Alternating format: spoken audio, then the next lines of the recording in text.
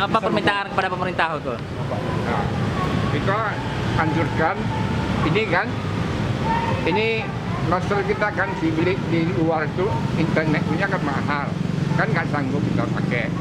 Jadi kita anjurkan bupati bisa kasih masuk yang harga wajar ya, sanggup rakyat pakai, ya kan? Yang kayak dulu lah harganya, jangan tinggi kan. Dulu kan murah kan, ada yang 35, 60 kan. Sekarang katanya ada yang sampai 300, ada yang 700. Kan nggak wajar. Berarti harapannya untuk bagi-bagi masker lah ya. Masker untuk rakyat yang harga kayak dulu lah, yang harga murah. Ya. Jadi kita nanti kan bisa ikut ya. Kita tiap pakai kan. Sekali pakai udah habis ya. Habis lah. Siapa nama aku? Hah? Siapa namanya? Susito. Susitno. Susito.